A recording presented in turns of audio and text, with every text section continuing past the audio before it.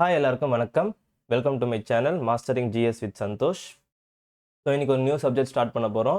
இது வரைக்கும் என்னென்ன சப்ஜெக்ட்ஸ் நம்ம ஸ்டார்ட் பண்ணியிருக்கோம்னா, எக்கனாமிக்ஸ் கொஞ்சம் ஸ்டார்ட் பண்ணியிருப்போம். அதுக்கப்புறமா ஜியாகிரஃபி போட்டிருப்பேன். இப்போ வந்து முக்கியமான சப்ஜெக்டான தமிழ்நாடு அட்மினிஸ்ட்ரேஷன், தமிழ்நாட்டின் நிர்வாகம். ஸோ இது முக்கியமான சப்ஜெக்ட்டுங்க. இப்போது நம்ம சிலபஸை சேஞ்ச் பண்ணிட்டாங்க இல்லையா? சிலபஸில் எப்படி இருக்குன்னா, இந்தியன் எக்கனாமியும் தமிழ்நாடு அட்மினிஸ்ட்ரேஷனும் சேர்த்து எவ்வளோ மார்க் 60யோ 40யா தெரில, எவ்வளோ மார்க் கொடுத்துருக்காங்க. அதுதான் கம்பேர் டு அதர் சப்ஜெக்ட்ஸ் வந்து இதுக்கு தான் அதிக மார்க்ஸ் கொடுத்துருக்காங்க. ஸோ ரொம்ப இம்பார்ட்டண்டான சப்ஜெக்ட்டும் கூட, நம்ம தெரிஞ்சிக்க வேண்டிய சப்ஜெக்ட் as well as எக்ஸாமுக்கும் ரொம்ப இம்பார்ட்டன்ட். சரியா? ஸோ எப்படின்னா, நான் ஃபஸ்ட்டு இந்த எக்கனாமிக்கும் தமிழ்நாடு அட்மினிஸ்ட்ரேஷனும் ஃபஸ்ட்டு முடிக்க நான் ட்ரை பண்ணுறேன். ஏன்னா நம்ம ஒரு அதிக மார்க்குன்றதுனால கம்ப்ளீட்டாக அதை முடிக்க பார்க்குறேன். சரியா? ஸோ எல்லா இப்போ வந்து குரூப் 1க்கு மட்டும்தான், குரூப் 2க்கு மட்டும்தான் அப்படின்னு கிடையாது. எல்லா எக்ஸாம்ஸ்க்குமே TNPSC group 1, group 2, group 2A, group 4 எல்லாத்துக்குமே மொத்தமாக இதை படிச்சிட்டிங்கன்னா எல்லா எக்ஸாமுக்குமே கவர் ஆகிடும். சார் இந்த எக்ஸாமுக்கு படித்தா போதுமா, அந்த எக்ஸாம் படித்தா போதும், இந்த இதெல்லாம் கிடையாது. நான் எல்லாமே கான்செப்டாக தெளிவாக புரிய வச்சுருவேன். ஓகேவா? ஸோ கண்டிப்பாக ஃபாலோ பண்ணுங்கள் எல்லாரும். சப்ஸ்கிரைப் பண்ணிக்கோங்க முன்னாடியே. அப்போ தான் உங்களுக்கு நோட்டிஃபிகேஷன் நீங்கள் கிளிக் பண்ணிக்கிட்டால் தான் அப்பப்போ வீடியோ வரப்போ உங்களுக்கு தெரிஞ்சிடும். ஓகே, இந்த வீடியோ நம்ம போட்டுருக்கோம். நான் ஆர்டரை தான் போடுவேன். ஓகேவா? நான் கன்ஃபியூஸ் பண்ணுற மாரி எனக்கு செப்பரேட்டாக நீங்கள் ஒரு சேனல் ஓப்பன் பண்ணுறீங்கன்னா உங்களுக்கு அழகாக இருக்கும் பிளேலிஸ்ட்டில். ஓகே, எக்கனாமி இவ்வளோ இருக்குது, தமிழ்நாடு அட்மினிஸ்ட்ரேஷன் இவ்வளோ டாபிக்ஸ் இருக்குன்னு உங்களுக்கு தெரிஞ்சிடும். ஸோ கிளியராக இருக்கிற மாரி தான் உங்களுக்கு கொண்டு போவேன். ஆனால் கொஞ்சம் டைம் எடுத்துப்பேன் நான். சரியா? நான் வந்து ரஷ் பண்ண மாட்டேன், எதையுமே பொறுமையாக தான் கொண்டு போவேன். கம்ப்ளீட்டாக இந்த சேனலில் நீங்கள் பார்க்கும்போது எல்லா சப்ஜெக்டில் எல்லா டாப்பிக்கும் உங்களுக்கு கொண்டு வந்து சேர்த்துருவேன். சரியா? நீங்கள் எனக்கு ஃபாலோ பண்ணணும், நீங்கள் உங்களுக்கு கமெண்ட் பண்ணணும். சார் ஓகே சூப்பராக இருக்குது, சார் ஓகே இப்படியே போங்க அப்படின்னு சொல்லிட்டு நீங்கள் சொல்கிறதா உங்களுடைய வார்த்தைகள் தான் எனக்கு ஃபியூயல். சரியா? அதுதான் எனக்கு கொண்டு போகும். ஓகேவா? ஸோ என்னென்ன டாபிக்ஸ்ன்றதை நம்ம பார்த்துடலாம். டேரெக்டாக போயிடலாம். ஸோ என்னென்ன டாபிக்ஸ்லாம் இருக்குது அப்படின்னு பார்த்தோம் அப்படின்னா, ஃபஸ்ட்டு இடஒதுக்கீடு கொள்கை, ரிசர்வேஷன் பாலிசி. நம்ம சிலபஸ் இருக்கிறத கொடுத்துருக்கோம். சரியா? ஸோ ரொம்ப அதிகமாக கொஸ்டின்ஸும் இந்த ஏரியாவிலேருந்துலாம் கேட்கப்படுது. ஓகேவா? இடஒதுக்கீட்டின் கொள்கை, மனிதவள மேம்பாட்டு குறியீடு, மின்னாளுகை, தமிழ்நாடு இ கவர்னன்ஸ், தமிழ்நாடு கல்வி முறைமைகள், தமிழ்நாட்டின் பொருளாதாரம், தமிழ்நாட்டு நல்வாழ்வு முறைமைகள், தமிழ்நாட்டு புவியியல், அப்புறம் லாஸ்ட்டாக நலத்திட்டங்கள். அது வந்து கரண்ட் அஃபேர்ஸு. நம்ம அது பார்ப்போம். என்னென்னலாம் கரண்ட்டாக என்னென்னலாம் ஸ்கீம்ஸ்லாம் இருக்குது அப்படின்றத நம்ம கம்ப்ளீட்டாக அது ஒரு நாள் பார்த்துருவோம். சரியா? ஸோ இன்றைக்கி எந்த டாபிக் நம்ம பார்க்க போகிறோம் அப்படின்னா, ரிசர்வேஷன் பாலிசி. சரியா? அதில் 7th டாபிக் பாருங்கள், தமிழ்நாடு ஜாகிரஃபின்னு ஒன்று இருக்கா? இதை வந்து ஜாகிரஃபி சப்ஜெக்டில் நம்ம பார்த்துடலாம். இது இருக்கு இல்லையா? 7th டாபிக்கு Tamil Nadu geography. இதை நம்ம ஜாகிரஃபி சப்ஜெக்டில் பார்த்துருவோம். ஸோ மற்றதெல்லாம் வந்து நம்ம அட்மினிஸ்ட்ரேஷன் டாப்பிக்கில் கவர் பண்ணிடுவோம். இந்த எஜுகேஷனு, எக்கனாமி, ஹெல்த் இதெல்லாம் ரொம்ப இம்பார்ட்டன்ட். சரியா? இதெல்லாம் வந்து இதோட ஸ்கீம்ஸ் ரிலேட்டடாகவும் இந்த டாப்பிக்லேயே பார்த்துருவோம். அது இல்லாதது என்னென்னலாம் இருக்குன்னு சொல்லிட்டு இதை பார்த்துருவோம். சரியா? நிறைய பேர் பாலிசி நோட்ஸ்லாம் படிச்சிருக்க மாட்டீங்க. ஸோ பாலிசி நோட்ஸ்லாம் ரொம்ப முக்கியம். மெயின்ஸ்க்குலாம் ரொம்ப யூஸ்ஃபுல்லாக இருக்கும். ப்ரிலிம்ஸ்லாம் ரொம்ப வந்து இந்த கரண்ட் அஃபேர்ஸ் ரிலேட்டடான டேட்டாஸ்லாம் இந்த பாலிசி நோட்ஸ்லேருந்து தான் கேட்குறாங்க. சரியா? ஸோ அதையும் நம்ம பாலிசி நோட்ஸ் பார்க்குறப்போ நம்ம பார்த்துடலாம். சரியா? நிறைய பேர் ஸ்கிப் பண்ணக்கூடிய டாபிக் அது. அதெல்லாம் எடுத்து நான் பொறுமையாக தரேன். ஸோ ரொம்ப இம்பார்ட்டன்ட். எல்லாரும் கவனிக்கக்கூடிய தெரிஞ்சுக்கக்கூடிய டாபிக்ஸ்னால் இது. அதுக்கப்புறம் தமிழ்நாடை பற்றி முழுமையாக தெரிஞ்சுக்கணும்னா நிர்வாகத்தை பற்றி தெரிஞ்சுக்கணும் இல்லையா? ஸோ அது ரிலேட்டடான டாபிக்ஸ் தான் இதெல்லாம். சரி, ஓகே. ஃபஸ்ட்டு ரிசர்வேஷன், இடஒதுக்கீட்டு கொள்கையை பற்றி நம்ம போயிடலாம். ஸோ ரிசர்வேஷன் என்பது ஏன் வந்துச்சு நம்ம வரலாற்றில், எதுக்காக ரிசர்வேஷன் கொடுக்குறோம் அப்படின்றத நம்ம பார்க்க போகிறோம். சரி, ரிசர்வேஷனாக ஃபஸ்ட்டு என்ன அப்படின்னு நம்ம தெரிஞ்சுக்கணும் இல்லையா? ஃபஸ்ட்டு அது முன்னாடி எதுக்கு ரிசர்வேஷன் கொடுக்கணுன்ற காரணம் ஃபஸ்ட் தெரிஞ்சுக்கணும். எதனால அப்படின்னா, கேஸ்ட் சிஸ்டம் ஒன்று வந்தது. அந்த கேஸ்ட் சிஸ்டம் எப்போ வந்தது அப்படின்னா, வேத காலங்கள், வேதிக் ஏஜில் வர ஆரம்பிச்சது. ஏன்னா வேதிக் ஏஜ் தான் அது ஒரிஜினாக இருந்தது. அப்படி ஒரிஜினாக இருந்ததுன்னா அது ஒரு பேர் என்னன்னா வர்ண அமைப்பு, வர்ணா சிஸ்டம் அப்படின்ட்டு சொல்லுவாங்களா. இதுதான் வந்து ஒரு கேஸ்ட் சிஸ்டத்துக்கு அடிப்படையாக இருந்துச்சு. ஒரு ஒரிஜின் துவக்கம். நமக்கு ஏதாச்சும் ஒரு விஷயத்துக்கு துவக்கம் ஒன்று இருக்கணும் இல்லையா? அது துவக்கமே இதுதான். அவங்க என்ன பண்ணாங்க அப்படின்னா, பிரிக்க ஆரம்பிச்சாங்க பேஸ்ட் ஆன் ஆக்குபேஷன் அப்படின்னா அவங்களோட அவங்க வேலையை பொறுத்து எப்படி பண்ணாங்க பார்த்தீங்கன்னா, ஒரு பிரிவாக பிரிக்க ஆரம்பிச்சாங்க. பிறப்பின் அடிப்படையில் கிடையாது, தொழிலின் அடிப்படையில். ஓகேவா? தொழில் மற்றும் குணங்கள் அடிப்படையிலே அமைந்திருந்தது, பிறப்பின் அடிப்படையில் கிடையாது. Not based on the birth. சரியா? அப்போ எப்படி பிரித்தாங்க அப்படின்னா, ஹெட்டு, ஷோல்டரு, தைஸு அப்படின்னு சொல்லிட்டு பிரிப்பாங்க. அது எப்படி பிரிக்கிறாங்கன்னா, பேர்களை வச்சு பிராமணர்கள், சத்திரியர்கள், வைசியர்கள், சூத்திரர்கள் அப்படின்னு சொல்லிட்டு பிரிக்கிறாங்க. ஃபார் எக்ஸாம்பிள் வந்து பிராமணர்கள் அப்படின்னா பூசாரிகள், ஆசிரியர்கள், அறிஞர்கள். ஸோ இப்படி வந்து அவங்களுடைய ரோல்ஸ் வந்து பிரிக்கப்படுது. இப்போ ஒருவேளை நீங்கள் பிராமணர்கள், அவங்க பிராமணர்கள் அப்படின்னு சொல்லிட்டு பிரிக்கப்படுறாங்க. சரி, ஓகே, பிரிச்சிட்டிங்க. ஓகே, இது என்ன பிரச்சனை ஸ்டார்ட் ஆகுது அப்படின்னா, பாருங்களேன், 1 2 3 நானே போட்டேன். அதே போல் பின்தங்கியவர்கள் அப்படின்ட்டு பிரிக்கப்பட ஆரம்பிச்சிட்டாங்க. இப்போ வைசியர்கள்னா இந்த வேலை தான் செய்யணும், சூத்திரர்கள்னா இந்த பணியாளர்களாக தான் இருக்கணும். சரி, ஓகே, பணியாளர்களாக இருக்கிற சரி, அவங்க என்ன பிரச்சனை அனுபவிக்க ஆரம்பிச்சிட்டாங்க அப்படின்னா, சில விஷயங்கள்ல வந்து அவங்க வந்து இன்வால்வ் ஆகிறது கிடையாது. இன்வால்வ் பண்ண விடுறது கிடையாது. இப்போ சோஷியலி, சமூக ரீதியாவும் அவங்க வந்து எப்படின்ற பின்தங்கியவர்களா காலப்போக்குல வந்து ஆக்க ஆரம்பிக்கிறாங்க. முக்கியமா அவங்க தீண்டாமையால பாதிக்கப்பட ஆரம்பிக்கிறாங்க. அன்டச்சபிலிட்டின்ற காரியத்துல அதிகமா பாதிக்கப்பட ஆரம்பிக்கிறாங்க. நிறைய விஷயங்கள்ல அவங்களுக்கு கிடைக்காம போயிடுது. ஓகேங்களா? எந்த ஒரு நல்ல விஷயங்களுமோ சரி, எதுவா இருந்தாலும் அவங்க பங்கு பெறாம போயிடுறாங்க. ஸோ அவங்க என்ன ஆயிடுறாங்க அப்படின்னா, இப்படி பிரிக்கப்பட்ட சமூகத்தினர் பிற்படுத்தப்பட்ட சமூகத்தினராவே ஆயிடுறாங்க. ஸோ இவங்கள வந்து நம்ம என்ன பண்ணணும் அப்படின்னா, அடிப்படை இதுல இருந்து என்ன பண்ணணும், மேல கொண்டு வரணும். ஒரு லைன் இருக்குன்னு வச்சுக்கோங்களேன். அந்த லைன்ல இருந்து அவங்க மேல கொண்டு வரணும். பாவர்ட்டி லைன் எந்த லைனா வேணா இருக்கலாம். சரி, அந்த லைன்ல இருந்து அவங்க மேல கொண்டு வரணும். ஓகேவா? அதுக்கு என்ன பண்ணணும், அவங்க நிறைய வாய்ப்புல அவங்களுக்கு என்ன பண்ணணும், முன்னுரிமை கிடைக்கணும், சம உரிமை கிடைக்கணும் அப்படின்னு சொல்லிட்டு தான் என்ன கொண்டு வராங்க அப்படின்னா, ரிசர்வேஷன் அப்படின்ற ஒரு விஷயத்த கொண்டு வராங்க. இந்த காலகட்டம் இப்போ வரலாற்றுல இந்த காலகட்டத்துக்கு அப்புறம் சோழ காலங்கள்ல யார் இருப்பாங்க பார்த்தீங்கன்னா, இந்த லெஃப்ட் ஹேண்ட் வலங்கை, இடங்கை சொல்லிட்டு ஒரு பிரிவினர் இருப்பாங்க. காலப்போக்குல ஒரு விதமா வந்து கேஸ்ட் சிஸ்டம் பிரிவினை ஏற்படுத்தி விட்டுருச்சு. அந்த பிரிவினையில நிறைய பின்தங்கியவர்கள் இருக்க ஆரம்பிச்சிட்டாங்க. அந்த பின்தங்கியவர்களை மேம்படுத்த வேண்டும் என்பதற்காக கொண்டு வரப்பட்டது தான் இந்த ரிசர்வேஷன். அப்ப படிச்சிடலாமா? ரிசர்வேஷன்னா என்ன? ரிசர்வேஷன் இடஒதுக்கீடு என்பது தகுதியுள்ள மக்களுக்கான உரிமைகள், அதிகாரங்கள் மற்றும் சலுகைகளை பாதுகாப்பதற்காக, பாருங்க, carry to secure rights, power, privileges for the deserving people. அவங்களும் தான் தகுதியுடையவர்கள். ஒரு சிலவங்க மட்டும் தகுதியுடையவர்கள் என்று கிடையாது. ஓகே, எல்லாரும் தான் தகுதியுடையவர்கள். அதனால தான் இதுக்கு அவங்கள வந்து மேம்படுத்தப்பட்டவங்களை என்ன பண்ணணும், ஆக்கணும் அப்படின்றது தான் கொண்டு வந்தது தான் இந்த இடஒதுக்கீடு. ஸோ இது வந்து என்னது, ஒரு சமூக நீதியின் ஒரு வடிவமாகும். சரியா? ஓகே. இந்த ரிசர்வேஷன் வந்து என்னெல்லாம் நமக்கு பெனிஃபிட்ஸ், இப்போ இந்த ரிசர்வேஷன் கொடுக்கறதுனால என்னெல்லாம் பெனிஃபிட்ஸ் நடக்குதுன்னு பாருங்களேன். Ensure social justice. இப்போ இந்த வார்த்தை பார்த்தோம் இல்லையா, சமூக நீதி உறுதி செய்கிறது. எல்லாருக்கும் என்ன பண்ணுது, சமூக ரீதியாக அவங்க என்ன பண்றாங்க அப்படின்னா, பின்தங்கியவர்களுக்கு என்ன கிடைக்குது, நீதி கிடைக்குது, நியாயம் கிடைக்குது அப்படின்ட்டு சொல்றாங்க. அடுத்தது என்ன சொல்றாங்க, ஓகே, சம வாய்ப்பை தருது. அடுத்தது பாருங்க, பிரதிநிதித்துவம். எல்லா இடத்துலயும் அவங்களுக்கு என்ன கிடைக்குது அப்படின்னா, ரெப்ரசன்டேஷன் கிடைக்குது. ஓகே, இந்த சமூகத்தினர் மட்டும்தான் இந்த இடத்துக்கு வந்து தகுதியோடு இருக்கு அப்படிலாம் இருக்காது. இந்த ரிசர்வேஷன் கொண்டு வந்ததுக்கு அப்புறம் எல்லா சமூகத்தினருக்கும் என்ன கிடைக்குது, வாய்ப்பு கிடைக்க ஸ்டார்ட் ஆகுது இந்த ரிசர்வேஷன்னால. அப்புறம் சமூக சமத்துவமின்மை. சமூகத்துல எல்லாருமே ஈக்குவல் தான், இன்ஈக்குவாலிட்டி இருக்கக்கூடாது அப்படின்றதுக்காக ஹெல்ப் பண்றது ஒரு டூல் தான் என்னது பார்த்தீங்கன்னா ரிசர்வேஷன். அதுக்கடுத்தது வந்து ஒதுக்கப்பட்ட சமூகங்களுக்கு அதிகாரம் அளிக்கிறது. புரியுதுங்களா? நம்ம வந்து ஒரு ஹையர் போஸ்ட் அவங்களை வைக்கிறோம். ஹையர் போஸ்ட் அவங்களை வைக்கிறதுனால என்ன நடக்குது அப்படின்னு பார்த்தீங்கன்னா, அவங்களுக்கு அதிகாரம் கிடைக்குது.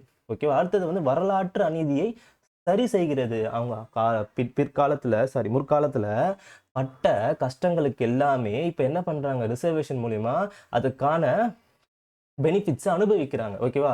அவங்க அவங்க பட்ட கஷ்டத்தினால இப்ப இந்த ரிசர்வேஷன் மூலியமா என்ன பண்றாங்க, நிறைய பெனிஃபிட்ஸ் அனுபவிக்கிறதுனால அவங்களுக்கு அநீதி என்ன பண்ணுது, சரி செஞ்சு கொடுக்குது.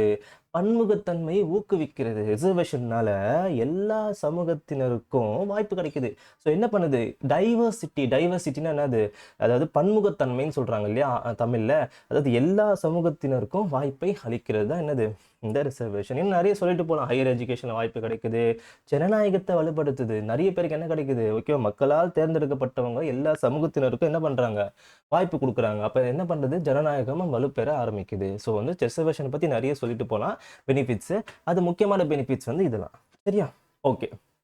ரிசர்வேஷன் வந்து இப்போ கரண்டா யாருக்கெல்லாம் கொடுத்துட்டு இருக்காங்க அப்படின்னா, சமூக ரீதியாக பின்தங்கியவர்களுக்கு, கல்வி ரீதியாக பின்தங்கியவர்களுக்கு, அதுக்கப்புறமா ரீசெண்டா பொருளாதார ரீதியா பின்தங்கியவருக்கு.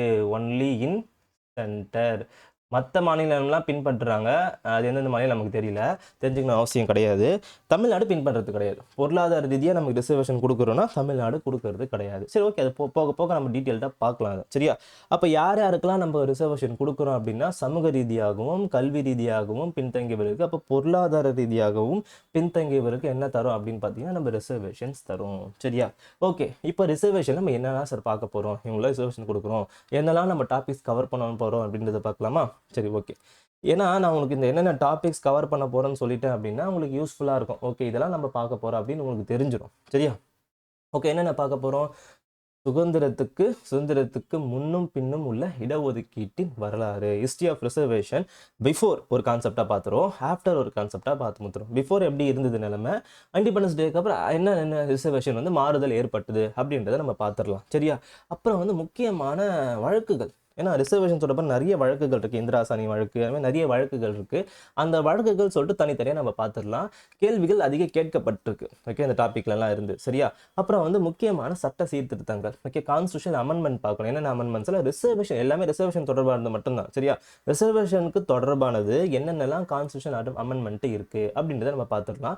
அதுக்கப்புறமா என்னென்ன பிரிவு இருக்குது, ஷரத்து என்னென்னலாம் இருக்குது அப்படின்றத நம்ம பார்த்துடலாம். ஸோ இப்படி தான் நம்ம கவர் பண்ண போகிறோம். ஸோ கம்ப்ளீட்டாக A to Z, okay, A to Z என்னென்ன இருக்குது ரிசர்வேஷன் நான் கம்ப்ளீட்டாக சொல்லிடுறேன், சரியா? ஏன்னா நான் வந்து இது மட்டும் போதும் தேவையான அளவுன்றதெல்லாம் எனக்கு கிடையவே கிடையாது. நீங்கள் ரிசர்வேஷன் தான் ஓகே, இதுதான் டாபிக், இதெல்லாம் எனக்கு தெரிஞ்சிருக்கணும் அப்படின்ற இந்த வீடியோ முடிக்கிறப்போ உங்களுக்கு அண்டர்ஸ்டாண்ட் ஆகும், சரியா?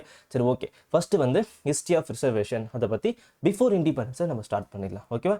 History of reservation before independence. Okay, நம்ம இந்த சோழ காலம், பாண்டியர் காலம், இதை பற்றி நம்ம வரலாற்றில் பார்த்துலாம். அவங்களுடைய கேஸ்ட் சிஸ்டம்லாம் எப்படி இருந்தது, விஜயநகர பேரரசு அப்போ எப்படி இருந்தது, முகல் அப்போ எப்படி இருந்தது, இப்படிலாம் அப்போ நம்ம அதை கவர் பண்ணிடலாம். இப்போ வந்து ரிசர்வேஷன் வந்து எப்போ அதிகமாக பேசப்பட்டது அப்படின்னா 18ஆம் நூற்றாண்டு 18th செஞ்சுரி அப்போ பேசப்பட்டது, சரியா? 18th செஞ்சுரியில தான் ரிசர்வேஷன் ஒன்று வேணும் அப்படின்ற ஒரு வார்த்தை வந்து பிரபலமாகுது. எப்படி பிரபலமாகுது அப்படின்னா, இந்த லேண்ட் ரிஃபார்ம்ஸ், இந்த ரயத்வாரி சிஸ்டம் ஒன்று இருக்குது, தெரியும் இல்லையா? ரயத்வாரி சிஸ்டம், ஓகேவா? இந்த ரயத்வாரி அமைப்பில் ஒரு ஸ்டேட்டஸ் ரிப்போர்ட் கேட்குது, பிரிட்டிஷ் ஸ்டேட்டஸ் ரிப்போர்ட் கேட்குறாங்க. ஆனால் ஏன் அந்த ஸ்டேட்டஸ் ரிப்போர்ட் கேட்குறாங்க அப்படின்னா, ஆங்கிலேயர்கள் அவங்களுக்கு சரியான வருமானம் வரத்து கிடையாது, ஓகேவா? அதெல்லாம் என்ன கேட்குறாங்க, அதோட ஸ்டேட்டஸ் எனக்கு சொல்லுங்கப்பா, என்ன யார் யாரெல்லாம் எவ்வளோ வச்சுருக்காங்க லேண்டு அப்படின்லாம் கேட்குறாங்க. யார் எது பார்த்தீங்கன்னா பிரிட்டிஷர்ஸ் கேட்குறாங்க ஸ்டேட்டஸ் ரிப்போர்ட்டு. அதில் தெரியுது கீழே, அதாவது பின்தங்கிய மக்கள், டில்லர்ஸ் இருப்பாங்க இல்லையா, உழவர்கள், அவங்களுக்கு வந்து என்ன பண்ணுறாங்க அப்படின்னா பின்தங்கியர்களாகவே இருக்கிறாங்க. அவங்க வந்து இத்தனைக்கும் ரொம்ப கஷ்டமும் படுறாங்க. ஆனால் அவங்களுக்கு நிறைய பொருளாதார ரீதியாகவும், சமூக ரீதியாகவும், கல்வி ரீதியாகவும் பின்தங்கியர்களாகவே இருக்கிறாங்க.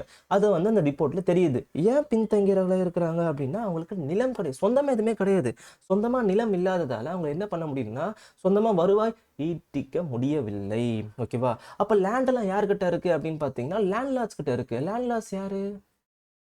உயர்ந்த ஜாதியினர், ஓகேவா? அதாவது பிராமணர்கள்கிட்ட அதிகமாக இருக்குது, ஓகேவா? பிராமணர்கிட்ட அவங்க நிறைய, அதாவது டாமினன்ட் கேஸ்ட் அப்படின்னு சொல்லிட்டு சொல்லிடுறாங்க, ஓகேவா? ஒரு உயர்ந்த ஜாதியினர் அப்படின்னு சொல்லிட்டு அவங்கள குரூப்பாக பிரிக்கிறாங்க. பிராமணர்கள் மட்டும் கிடையாது, சரியா? அதாவது என்ன சொல்கிறாங்கன்னா கேஸ்ட் ஹிந்துஸ் அப்படின்னு சொல்லிட்டு பிரிக்கிறாங்க. இவங்க வந்து என்ன சொல்றாங்கன்னா, இந்த அதாவது மொத்தமா டாமினன்ட் குரூப், அதாவது ஆதிக்கம் செலுத்தக்கூடிய ஜாதியினர் மத்தியில தான் இந்த லேண்ட் எல்லாம் இருக்குது. இவங்களால தாழ்த்தப்பட்ட மக்கள் சுரண்டப்படுறாங்க. அவங்களுடைய பசங்களுக்கு கல்வியில வந்து சீட்ஸ் கொடுக்க மாட்டாங்க, பெரிய பெரிய எஜுகேஷன் இன்ஸ்டிடியூஷன்ல சீட்ஸ் கொடுக்க மாட்டாங்கன்னு சொல்லிட்டு அந்த ரிப்போர்ட்ல சொல்லப்படுது, ஓகேவா? இப்போ இப்படி தெரிஞ்சதுக்கு அப்புறம் பிரிட்டிஷர்ஸ்கள் என்ன பண்றாங்கன்னா, ஒரு சில நடவடிக்கை எல்லாம் கொண்டு வராங்க, ஓகேவா? இதே காலகட்டங்கள்ல தான் நம்மளுடைய சமூக, நம்ம இந்தியர்கள் என்ன பண்றாங்க, தாழ்த்தப்பட்ட சமூகத்தினர் சில உயர் படிப்புகளை படித்து ஒரு அவேர்னஸ் வந்ததுக்கு அப்புறம் அவங்க கேட்கக்கூடிய வார்த்தையை வந்து என்ன அப்படின்னா, வகுப்புவாத பிரதிநிதித்துவம் அப்படின்றத அறிமுகப்படுத்துறாங்க. Communal representation, okay. ஸ்டேட்டஸ் ரிப்போர்ட்ல தெரிஞ்சு போச்சு, இதெல்லாம் வந்து அவங்க லேண்டே இல்லாமல் இருக்குது, இவ்வளோ பிரச்சனையை அனுபவிக்கிறாங்க. இதே காலகட்டத்தில் இதே பிரச்சனையை என்ன பண்ணுறாங்க, முன்வைக்கிறாங்க. யார் அப்படின்னா, பின்தங்கிய மக்கள் சில பேர் படிக்கிறாங்க ஏதோ ஒரு லக்கில் அவங்க என்ன பண்ண கிடைச்ச வாய்ப்பை பயன்படுத்தி படிச்சிடுறாங்க. படித்ததுக்கப்புறம் ஒரு அவேர்னஸ் கிரியேட் ஆகுது. என்ன கிரியேட் ஆகுதுன்னா, ஒரு சில எஜுகேஷ்னல் போஸ்ட்டில், ஒரு சில ஜாபில் என்ன பண்ணுறாங்கன்னா, குறிப்பிட்ட சமூகத்தினர் மட்டும்தான் ஆதிக்கம் செலுத்துகிறாங்க, அவங்களுக்கு தெரியுது. பின்தங்கிய மக்கள் ஒரு சில வேலைகள் மட்டும் தான் செஞ்சுட்டே இருக்காங்களே, அதனால அவங்களுக்கு என்ன பண்ணுறாங்கன்னா பின்தங்கியர்களாகவே தான் இருக்கிறாங்க. ஸோ அதனால என்ன கேட்குறாங்க அப்படின்னா, கம்யூனல் ரெப்ரசன்டேஷன் அப்படின்ட்டு கேட்குறாங்க. இந்த கம்யூனல் ரெப்ரசன்டேஷன் தான் யாரெல்லாம் வலியுறுத்தப்பட்டிருக்கோம் அப்படின்னு நினைக்கிறீங்க அப்படின்னா, அயோத்திதாச பண்டிதர், ரெட்டைமலை சீனிவாசன், ஜோதிபா பூலே, அப்புறம் வந்து பனகலரசர், இவங்கெல்லாம் வந்து என்ன பண்ணுறாங்க அப்படின்னா, கம்யூனல் ரெப்ரசன்டேஷன் என்ற வார்த்தையை முன்வைக்கிறாங்க. அந்த மாதிரி ஸ்டேட்டஸ் ரிப்போர்ட்டை வருது. இதெல்லாம் பிரபலமாகும் போது இந்த வார்த்தையும் பிரபலமாகுது, வகுப்புவாத பிரதிநிதித்துவம் அப்படின்ற வார்த்தையை பிரபலமாகுது. ஸோ அதே காலகட்டத்தில் 1892 இந்த காலகட்டம், ஓகேவா? 1892 2 விஷயம் வருது, ஓகேவா? ஃபர்ஸ்ட் என்ன அப்படின்னா, இப்போ வந்து இவங்க ரெப்ரசன்டேஷன் வைக்க ஆரம்பிச்சிட்டாங்க, போராட்டம் பண்ணி ஒரு கோரிக்கையை வைக்கிறாங்க. இந்த டிமாண்டுக்கு ரிப்ளை பண்ண இல்லையா பிரிட்டிஷ், அதனால தான் ஒன்று கொண்டு வராங்க. அது என்னன்னு பார்த்தீங்கன்னா, ஓகேவா, மெட்ராஸ் அரசாங்க பணி விதிகள், Madras government service rule number என்ன, ரூல் நம்பர் ஆல்ரெடி கேட்டிருக்காங்க, சரியா? ரூல் நம்பர் 1892, சாரி 122 கிளாஸ் 2 சரிங்களா. இது என்ன சொல்லுது அப்படின்னா ஒரே வார்த்தை தான் பாருங்கள். அரசாங்க பதவிகள் ஒரே ஒரு சமூகத்திற்கு மட்டும் செல்லக்கூடாது அப்படின்னு சொல்லிட்டு நிர்ணயிக்க ஆரம்பிச்சிட்டாங்க. அப்போ என்ன பண்ணணும் அப்படின்னா ஒரு மோனோபோலி ஏகபோகத்தன்மை இருக்கக்கூடாது. ஓகே, என்னது ஈக்குவலி டிஸ்ட்ரிபியூட்டாக இருக்கணும். மக்கள் என்பது மக்கள் தான், அதுக்கப்புறம் தான் மற்றதெல்லாம் அந்த பிரிவினை என்பதெல்லாம். அதனால வந்து எல்லாத்துலேயும் எல்லாமே எல்லாருக்கும் கிடைக்கணும் அப்படின்ற ஒரு வார்த்தையை முன்வைக்கிறாங்க. அப்போ என்ன பண்ணுறாங்க அப்படின்னா மேலும் வெவ்வேறு சமூகங்களின் பிரதிநிதித்துவத்தை உறுதி செய்யப்பட வேண்டும் என்பதை அவங்க வந்து இந்த விதிகள் மூலிமா அவங்க வந்து என்ன பண்ணுறாங்க, தீர்மானம் செய்கிறாங்க. அதுக்கடுத்தது வந்து இதுதான் வந்து என்னது ஒரு வகுப்புவாத பிரதிநிதித்துவத்தை சமூக பிரதிநிதித்துவத்தை கொண்டு வரணும் அப்படின்றதுக்காக கொண்டு வரப்பட்ட முதல் ஒரு ஸ்டெப் எது அப்படின்னா இந்த மெட்ராஸ் அரசாங்க பணி விதிகள். அரசு பணியில் சமூக பிரதிநிதித்துவத்திற்கு வழங்கப்பட்ட ஆரம்பகால அதிகாரப்பூர்வ அங்கீகாரத்தை இந்த மூலிமா கொடுக்குறாங்க. சரியா, ஓகே. ஃபஸ்ட்டு இது தெரிஞ்சுக்கணும். அடுத்தது என்ன ஆச்சு அப்படின்னா ஒரு சில பேருக்கு லேண்ட் இல்லைன்னு தெரிஞ்சு போச்சு. எஸ்பெஷலி யாருக்கு அப்படின்னா பின்தங்கிய மக்களுக்கு என்ன ஆகுதுன்னா லேண்ட் இல்லாமல் போயிடுது. நிறைய லேண்டு வந்து என்னவா இருக்குன்னா பேரன் லேண்டாகவே இருக்குது, வெறுமையாக இருக்குது. பேரன் அப்படின்னா எதுக்குமே யூஸ் பண்ணாத லேண்டாக இருக்குது. ஓகேவா. அப்போ தான் என்ன நடவடிக்கை எடுக்கிறாங்கன்னா செங்கல்பட்டில் ஒருத்தர் இருக்கார், ட்ரெமன் கிரே அப்படின்றவர் இருக்கார். அவர் என்ன பண்ணுறாரு அப்படின்னா ஓகே அவங்களுக்கு என்ன தரலாம் அப்படின்னா பின்தங்கியவர்களுக்கு என்ன கொடுக்கலாம், டிப்ரெஸ்டு கிளாஸஸ்க்கு என்ன கொடுக்கலாம் அப்படின்னா லேண்டு கொடுக்கலாம். அவங்க என்ன பண்ணலாம், லேண்டு கொடுத்து அவங்களுக்கு வந்து என்ன பண்ணலாம், லேண்டு கொடுத்து அவங்களுக்கு அவங்களாவே அக்ரிகல்ச்சரை வந்து ப்ராக்டிஸ் பண்ணுறதுக்கான வாய்ப்பை நம்ம தரலாம். அதுக்கு அவங்களுக்கு ஒரு உள்நோக்கம் இருக்கணும் இல்லையா.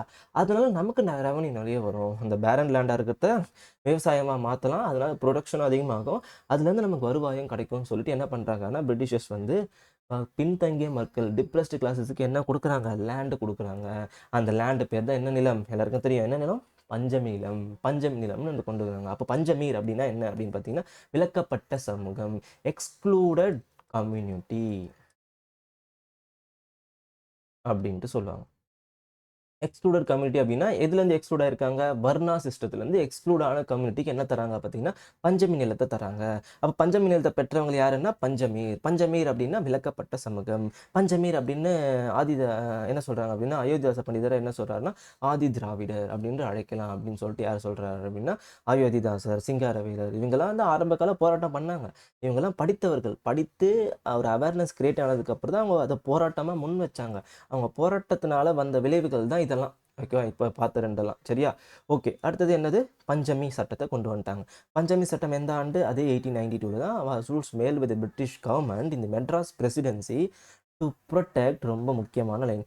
அதாவது இப்போ கொஸ்டின்ஸில் எப்படி கேட்பாங்கன்னா இந்த ஆக்டோட இயர் இதெல்லாம் வந்து ஆதி காலத்து கொஸ்டின் எப்படி கேட்பாங்க அப்படின்னா டைரெக்டாக போய் அதோட எய்ம் என்ன, அதோட அப்ஜெக்டிவ் என்னன்றதான் இப்போலாம் கொஸ்டின்ஸ் வருதுங்க. சரியா, ஸோ அப்போ எதுக்காக இது, ஓகேவா, வழங்கப்பட்ட நிலங்களை பாதுகாப்பதற்காக ஏற்றப்பட்ட சட்டம். அதாவது பஞ்சமி லேண்டை கொடுத்துறாங்க அவங்களுக்கு, யாருக்கு, டிப்ரெஸ்ட் கிளாஸஸ் கொடுத்துறாங்க.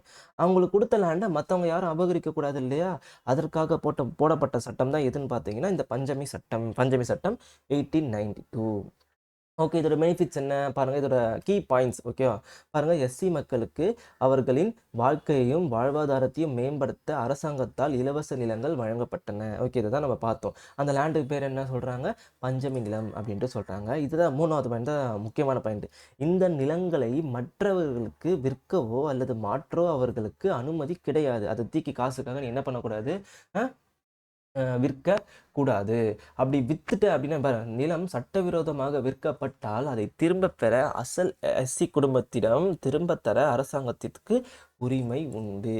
ஸோ இந்த பாயிண்ட் தான் இப்போவும் வந்து பேசப்படக்கூடிய ஒரு பாயிண்ட். பஞ்சமி நிலம் மீட்டு தரணும், பஞ்சமி நிலம் மீட்கணும் அப்படின்னு வந்து 2011 பஞ்சமி நிலம் மீட்பு குழு அப்படின்னு சொல்லிட்டு ஒரு குழுலாம் அமைச்சிருக்கு கவர்மெண்ட். சரியா, ஸோ வந்து இந்த பஞ்சமி நிலம் வந்து யாருக்கு கொடுத்தது, எந்த காலகட்டத்தில் கொடுத்தது, யாரால் கொடுக்கப்பட்டது, அதோட அப்ஜெக்டிவ் என்ன, இது வந்து மற்றவங்களுக்கு விற்கலாமானா விற்கக்கூடாது. சரியா, அடுத்த 10 ஆண்டுகளுக்கு விற்கக்கூடாது அப்படின்ற மாதிரிலாம் சட்டத்தை கொண்டு வந்தாங்க. சரியா, அது எதுக்காக அப்படின்னா ஏழை நிலமற்ற எஸ்சி சமூகங்களுக்கு சுரண்டப்படுவதை தடுப்பதே இந்த சட்டத்தின் நோக்கமாகும். ஸோ 2 விஷயம் தெரிஞ்சிச்சு. நம்ம ரிசர்வேஷன் பிஃபோர் இண்டிபெண்டன்ஸில் ஒரு மெஜாரிட்டியாக ரிசர்வேஷனை பற்றி பேசப்படுவதற்கான காரணங்கள் வந்து இந்த 2 ஸ்டெப்ஸ் இருந்தது. நிறைய ஸ்டெப்ஸ் இருந்தது. ஓகே, நான் எல்லாத்தையும் சொல்லணும்னு அவசியம் கிடையாது.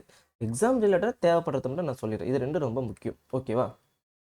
இதுக்கப்புறம் என்ன ஆச்சு அப்படின்னா, யார் உள்ள வரா அப்படின்னா, ஜஸ்டிஸ் பார்ட்டி உள்ள வராங்க. இப்போ இவங்க 2 பேரும் பேச ஆரம்பிச்சுட்டாங்க. அதுக்கப்புறம் யார் வரா அப்படின்னு பார்த்தீங்கன்னா, ஜஸ்டிஸ் பார்ட்டி உள்ள வந்து என்ன பண்றாங்க அப்படின்னு பார்த்தீங்கன்னா, அவங்களும் வந்து முறையிடுறாங்க. என்ன அதே வார்த்தை தான். கம்யூனல் ரெப்ரசன்டேஷன் வேணும். அயோத்திதாசர் பண்டிதர் ஒரு பக்கம் போராடுறாரு. அவருடைய அமைப்பின் மூலியமா ஜோதிபா பூலே அந்த பக்கம் நார்த்தன் சைடு போராடுறாரு. கம்யூனல் ரெப்ரசன்டேஷன் வேணும் வேணும்னு கேட்குறாரு. இப்போ 1921ல ஜஸ்டிஸ் பார்ட்டி நீதி கட்சி என்ன பண்றாங்க, டி.எம். நாயர் அவர்கள், தியாகர் ரெட்டியார் அவர்கள் இவங்கலாம் கேட்க ஆரம்பிக்கிறாங்க. ஓகேவா? If no communal representation, no tax அப்படின்ற வார்த்தைகள்லாம் பிரபலம் அடையுது. ஸோ இந்த வார்த்தைகள் பிரபலம் அடையும்போது அஃபிஷியலா வந்து 1921ல ஓகேவா?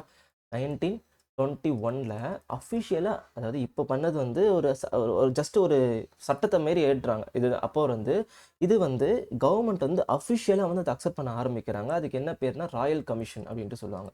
இந்த ராயல் கமிஷனை பத்தி ஜஸ்ட் பேர் மட்டும் தெரிஞ்சு வச்சுக்கோங்க. இது என்ன பண்றாங்கன்னா, ராயல் கமிஷன் வந்து அஃபிஷியலி என்ன பண்றாங்கன்னா, கம்யூனல் ரெப்ரசன்டேஷன சிஆர் போட்டிருக்காங்க. கம்யூனல் ரெப்ரசன்டேஷன அக்செப்ட் பண்றாங்க. இதுக்கு வந்து 1921ல ஜஸ்டிஸ் பார்ட்டி வச்ச கோரிக்கைகள்லாம் ஏத்துக்கிட்டு royal commission royal commission of London அப்படின்ட்டு சொல்லுவாங்க. 1921ல இத அக்செப்ட் பண்ணிக்கிறாங்க. சரியா? ஓகே. இது முடிஞ்சுதா? அதுக்கப்புறமா லேண்ட்மார்க்கா ஒண்ணு என்ன அப்படின்னா, ஓகேவா? மெஸ்டன் விருது அப்படின்னு சொல்லுவாங்க. மெஸ்டன் அவார்ட் அப்படின்ட்டு சொல்லுவாங்க. அது என்ன சார் மெஸ்டன் அவார்ட் அப்படின்னா, இப்போ ரிசர்வேஷன் பத்தி பிரபலம் அடையுது. ஓகே, ரிசர்வேஷன் எப்படி தரணும் அப்படின்றது ஒண்ணு இருக்கு இல்லையா? எந்த சமூகத்தினருக்கு எவ்வளோ தரணும் அப்படின்றது ஒண்ணு இருக்கு இல்லையா? அதற்கு பிள்ளையார் சொல்லி போட்டது எதுன்னு பார்த்தீங்கன்னா, இந்த மெஸ்டன் அவார்ட். ஓகேவா? மெஸ்டன் விருது என்பது மெட்ராஸ் பிரசிடென்சியில் இருந்த பிரிட்டிஷ் அரசாங்கத்தால் அரசாங்க வேலைகளில் முக்கியமா பாருங்க, அரசாங்க வேலைகளில் வெவ்வேறு சமூகங்களுக்கு இடஒதுக்கீடு சதவீதத்தை தான் பாயிண்ட். ஓகேவா? ஃபிக்ஸ் தி பர்சன்டேஜ் எவ்வளோ பர்சன்டேஜ் கொடுக்கணும், எதில் கவர்மெண்ட் ஜாபில் டிஃப்ரெண்ட் கம்யூனிட்டிஸில் அதை சொன்னது தான் என்ன அப்படின்னு பார்த்தீங்கன்னா மெஸ்டன் அவார்டு. தமிழ்நாட்டில் இடஒதுக்கீடின் கொள்கையை நோக்கிய முதல் படி. அதுவும் முக்கியமான ஒரு விஷயத்த சொல்ல மறந்துட்டேன். இந்த ரிசர்வேஷன் வந்து தமிழ்நாடு தான் முன்னோடி. அது முதல்ல தெரியுமா? ரிசர்வேஷன் வந்து மற்ற மாநிலங்களில் பரவுவதற்கு காரணமாக இருந்தது தமிழ்நாடு மட்டுமே. ஓகேவா? ஸோ அதனால தான் தமிழ்நாடு பற்றி அதிக வார்த்தைகள் வருது. இந்த மெஸ்டன் அவார்டு வந்து மெட்ராஸ் பிரசிடென்ட் அமல்படுத்துகிறாங்க. பர்சன்டேஜ் பேசிஸில் என்ன பண்ணணும், இடஒதுக்கீடு கொடுக்கணும். அப்போ என்ன பண்ணுறாங்க, முன்னாடி யாரெல்லாம் இருக்கிறாங்க, ஏன் அறிமுகப்படுத்துது என்று கேட்டால் பெரும்பாலான அரசு வேலைகளில் யார் இருக்கிறாங்க, பிராமணர்கள் ஆதிக்கம் செலுத்தினார்கள். அதாவது சென்சஸ் ரிப்போர்ட்லாம் பார்க்குறாங்க. ஓகேவா? படிக்கிறவங்களும் யார் இருக்காங்க, பிராமணர்களாக இருக்கிறாங்க. ஆனால் வந்து வேலை வாய்ப்பில் யார் இருக்காங்க, அவங்களே போய் அதாவது படிக்கிறவங்க எல்லா சமூகத்தினர் இருந்தாலும் வேலை வாய்ப்பில் யார் பார்க்குறோம் அப்படின்னு பார்த்தீங்கன்னா போய் பிராமணர்கள் தான் அதிகமாக ஆதிக்கம் செலுத்துறாங்க. ஏன் அவங்க வர்றதில்ல, ஏன் இவங்க மட்டும்தான் இருக்கிறாங்க ஆதிக்கம் செலுத்துறாங்க? அப்போ வந்து பிற்படுத்தப்பட்டவருக்கும் பின்தங்கிய மக்களுக்கும் என்ன பண்ணணும் அப்படின்னு பார்த்தீங்கன்னா இடஒதுக்கீடு கொடுக்கணும். அப்போ இப்போ பர்சன்டேஜ் முறையில் கொடுக்கணும் அப்படின்னு கொண்டு வந்தது தான் இந்த மெஸ்டன் விருது. சரியா? ஓகே, பாருங்க. ஏன் மெஸ்டன் விருது ரெக்கமெண்ட் பண்றாங்க அப்படின்னா, மக்கள் தொகை அடிப்படையில் சமூகங்களிடையே வேலைகள் பகிரப்பட வேண்டும். ஓகேவா? இது அதுக்கப்புறம் இது ஏன் அது வந்து சொல்றாங்க அப்படின்னா, 1991ஆம் ஆண்டு வகுப்புவாத அரசாணைக்கு இது அடிப்படையாக விளங்குச்சு. ஓகேவா? இதை வந்து ரெக்கமெண்ட் பண்ணிட்டாங்க. மிஸ்டர் ரெக்கமெண்ட் பண்ணிட்டாரு. பர்சன்டேஜ் பேசிஸில் என்ன பண்ணணும் அப்படின்னா, இடஒதுக்கீடை கொடுக்கணும்னு சொல்லிட்டாரு. அது ஓகே. அது எதுக்கு அடிப்படையாக இருக்குது அப்படின்னு பார்த்தீங்கன்னா, ஃப்யூச்சரில் கம்யூனல் ஜீவோன்னு சொல்லிட்டு நீதி கட்சி வெளியிடுறாங்க. அதற்கு அடிப்படையாக விளங்குனது தான் இந்த மெஸ்டன் அவார்டு. ஓகேவா? It suggested quota for the each community. It helped non Brahmins, Muslim, Christians எஸ்சிஸ் கெட் மோர் ஆப்பர்ச்சுனிட்டி. அது எதுக்கு வந்து வழிவகுச்சுது அப்படின்னு பார்த்தோம்னா, நீதி கட்சியின் வகுப்புவாத அரசாணைக்கு வழிவகுத்ததாக இருந்தது. எதுன்னு பார்த்தீங்கன்னா மெஸ்டன் அவார்டு. மெஸ்டன் அவார்டு மட்டும்தான் வழிவகுத்துதா அப்படின்னு கிடையாது. இன்னொருத்தரும் நம்மளுக்கு ஹெல்ப் பண்ணாரு. அவர் யாருன்னா, கோட்டா இடஒதுக்கீடின் தந்தை என்று அழைக்கப்பட்டவர். அவர் யார் அப்படின்னா முத்தையா முரளிதரன் அப்படின்ற மாதிரி டக்கு ஞாபகம் வச்சுக்கோங்க. ஓகேவா? முத்தையா முதலியார் என்றவர் என்னன்னு பார்த்தீங்கன்னா, அவர் தான் வந்து 20th செஞ்சுரியில், அதாவது பனகல் அரசர் ஒருத்தர் இருப்பார், ஜஸ்டிஸ் பார்ட்டி லீடரு. அவர்கிட்ட மினிஸ்டராக இருப்பார். அந்த காலகட்டத்தில் இவரை வலியுறுத்துறார். ஓகேவா? இவங்க இந்த மெஸ்டன் அவார்டு, இந்த முத்தையா முதலியார் இவங்களுடைய ரெக்கமெண்டேஷனால தான் அந்த கம்யூனல் ஜியோவில் வடிவமைக்கப்பட்டது. தெரியுமா உங்களுக்கு? ஃபஸ்ட்டு ஜியோ வந்து 1921ல் கம்யூனல் ஜியோ ரிலீஸ் பண்ணுறாங்க இந்த மெஸ்டன் அவார்டு அடிப்படையில். சைமல்டேனியஸாக நெக்ஸ்ட் ஜியோவில் ரிலீஸ் பண்ணுவாங்க இல்லையா? அதெல்லாம் எதன் அடிப்படையில் அப்படின்னு பார்த்தீங்கன்னா, முத்தையா முதலியாருடைய ரெக்கமெண்டேஷன் தான். அவருடைய கான்ட்ரிபியூஷன் பாருங்கள். வகுப்புவாத பிரதிநிதித்துவத்தை வலுப்படுத்தியதற்கு என்ன பண்ணுறாரு, அவர் உதவியாக இருக்கிறாரு. அதனால தான் அவர் என்ன சொல்கிறாங்கன்னு பார்த்தீங்கன்னா, முத்தையா முதலியார் என்பவர் என்ன சொல்கிறாங்க, வகுப்பு பிரதிநிதித்துவத்தின் தந்தை என்று பிரபலமாக அழைக்கப்பட்டார். He is the father of the communal representation கேட்டிருக்காங்க. சரியா? இவர் எதுக்காக பாடுபட்டார் அப்படின்னா ஜாப்ஸ்லையும் எஜுகேஷன்லையும் என்ன பண்ணணும், ஃபேர் ரெப்ரசன்டேஷன், நியாயமான என்ன இருக்கணும், இடஒதுக்கீடு இருக்கணும். அதுக்கு என்ன பண்ணணும், கரெக்டான சதவீதத்தை ஒதுக்கணும். வெஸ்டர்ன் அவார்டுக்கு அப்புறம் இவருடைய இடஒதுக்கீடு கான்ட்ரிபியூஷன் வந்து ரொம்பவே யூஸ்ஃபுல்லாக இருந்தது. ஓகேவா? இது என்ன பண்ணார், இப்போ வேறு என்னெல்லாம் பண்ணார் அப்படின்னா பிற்படுத்தப்பட்ட வகுப்பினருக்கான நடவடிக்கைகளை அறிமுகப்படுத்தினார். ஒரு அமைச்சராக மினிஸ்டராக இருந்தார். சரியா? பிற்படுத்தப்பட்ட வகுப்பினர்களுக்கு, எஸ்சிகளுக்கு, முஸ்லீம்களுக்கு என்ன பண்ணுறாரு, இடஒதுக்கீடை கரெக்டாக ஃபிக்ஸ் பண்ண ஹெல்ப் பண்ணார்.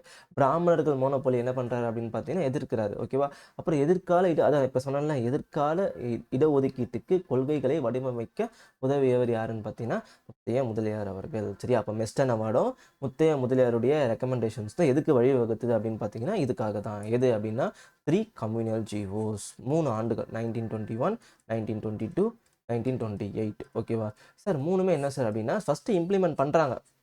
என்ன வருது, பர்சன்டேஜ் வைஸில் நம்ம வந்து இடஒதுக்கீடு கொடுக்க போகிறோம், கம்யூனல் ரெப்ரசன்டேஷன் பண்ண போகிறோம். அந்த பர்சன்டேஜில் சைமல்டேனியஸாக ஃபிக்ஸ் பண்ணது வந்து 1922.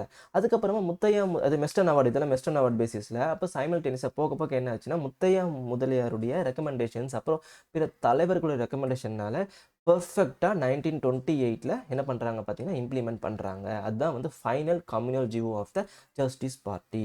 ஜஸ்டிஸ் பார்ட்டி இந்த Madras presidency introduced the 3 communal GO. ஓகேவா?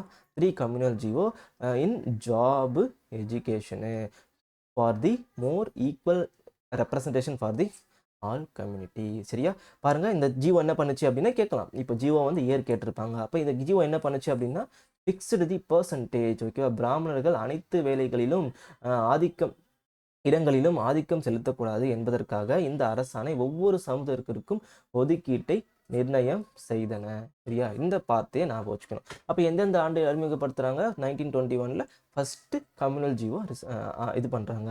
இதுக்கு ஒரு வேர்டு கூட சொல்லுவாங்க, ரெட் லெட்டர் டே அப்படின்ட்டு ஸ்கூல் புக்கில் கொடுத்துருவாங்க. ரெட் லெட்டர் டேனா நான் இம்பார்ட்டன்ட் டே அப்படின்ட்டு சொல்லுவாங்க. சரியா? ஸோ யாருக்கெல்லாம் இடஒதுக்கீடு கொடுக்குறாங்க அப்படின்றத பாருங்கள். நான் பிராமின்ஸு, முஸ்லீம்ஸு, கிறிஸ்டியன்ஸு இப்படின்னு சொல்லிட்டு பிரிக்கிறாங்க. ஓகேவா? இவங்களுக்கு வந்து எப்படி கொடுறாங்க, பர்சன்டேஜ் பேஸில் ரிசர்வேஷனை ஃபிக்ஸ் பண்ணுறாங்க. Based on the Meston award, Muthiah முதலியாருடைய ரெக்கமெண்டேஷன்ஸ் மூலமா என்ன பண்ணுறாங்கன்னா பர்சன்டேஜை ரிசர்வ் பண்ணுறாங்க சில கம்யூனிட்டிஸ்க்குலாம். அப்போ சைமல்டேனியஸாக 1922 ரிவிஷன் பண்ணுறாங்க. என்ன பண்ணுறாங்க, சதவீதத்தில் சிறிய மாற்றங்களை செய்கிறாங்க. அப்படியே அடுத்த ஜிஓவும் வருது 1928 ஃபைனலைஸ் பண்ணுறாங்க. இடஒதுக்கீடு சதவீதத்தை மேலும் மேம்படுத்தியது, அனைத்து சமூகங்களிலும் அமைப்பை மேலும் சமநிலைப்படுத்தியது. ஒரு எரர்ஸ் இருக்கும் இல்லையா, ஃபஸ்ட்டு ஒரு இன்ட்ரடியூஸ் பண்ணுறாங்க, அது வந்து ஒரு எரர்ஸ்லாம் இருக்கும் இல்லையா, அந்த எரர்ஸை ரெக்டிஃபை பண்ணி மாடிஃபை பண்ணி அப்டேட் பண்ணுறது தான் 1922 கம்யூனல் ஜிஓ, 1928 கம்யூனல் ஜிஓ. சரியா? அதுதான் வந்து அப்போ எது வந்து இந்த வார்த்தைக்கு this is the basis of the modern reservation policy in the Tamil Nadu also the forerunner, முன்னோடி எதில், ரிசர்வேஷனில் முன்னோடியாக இருந்தவங்க யாருன்னா தமிழ்நாடு தான். அப்போ ஜஸ்டிஸ் பார்ட்டி இது முக்கிய பங்கு. ஓகேவா? ஜஸ்டிஸ் பார்ட்டி இல்லாமல் இந்த ரிசர்வேஷனுக்குலாம் இவ்வளோ வடிவமாக நமக்கு கிடச்சிருக்காது. சரியா?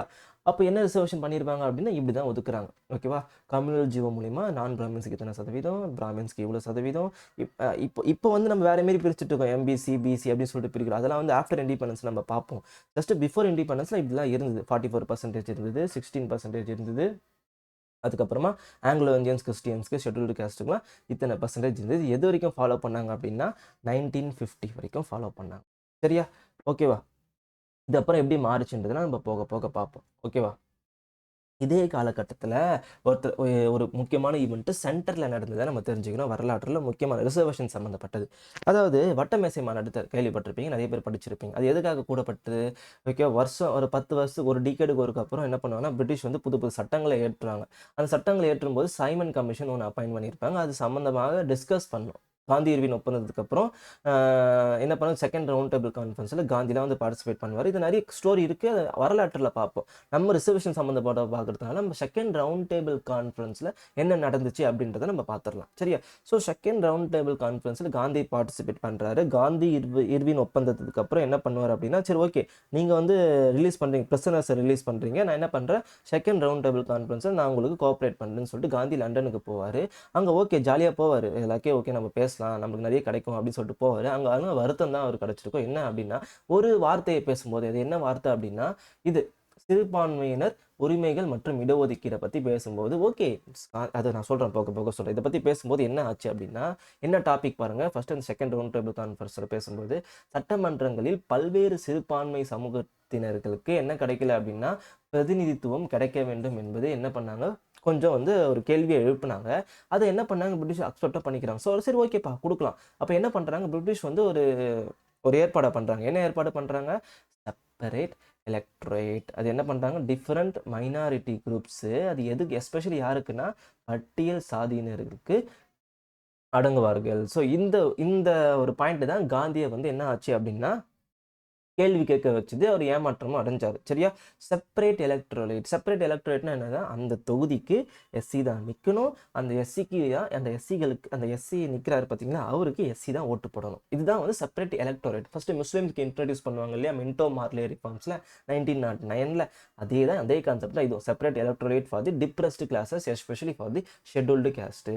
இதை யார் வரவேற்றிருப்பா, எஸ்பெஷலி யார், அம்பேத்கர் வரவேற்கிறார். ஓகே, அம்பேத்கர் முழுமையாக இதை ஆதரித்தார். தாழ்த்தப்பட்ட வகுப்பினர் ரொம்ப பின்தங்கி இருக்கிறாங்க, அவங்க வந்து பொலிட்டிக்கல் சீட்ஸில் ஒரு ரெப்ரசன்டேஷன் கிடைக்கிறது ரொம்பவே நமக்கு யூஸ்ஃபுல்லாக இருக்கும் அப்படின்னு அவர் நினச்சாரு.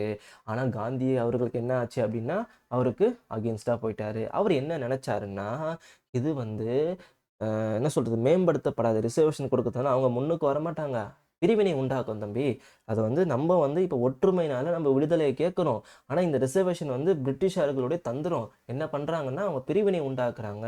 எப்படி வந்து வங்க பிரிவினை கொண்டு வந்தது போல் இதுவும் கொண்டு வர பார்க்குறாங்க. ஸோ இது வேண்டாம். அதை பாருங்க, அது இந்து சமூகத்தை நிரந்தரமாக பிரிக்கும் என்று அவர் உணர்ந்தார். அவர் ஒதுக்கப்பட்ட இடங்கள் ஆதரித்தார். அதாவது ரிசர்வ்டு சீட்ஸ் சொன்னார். ஓகே, செப்பரேட் எலக்டரேட் வேணாம், அது என்ன பண்ண, தனி வாக்காளர் தொகுதிகள் வேணாம், என்ன பண்ண, ரிசர்வ்டு சீட்ஸ் நான் கொடுத்துடலாம் அவளுக்கு அப்படின்னு சொன்னார்.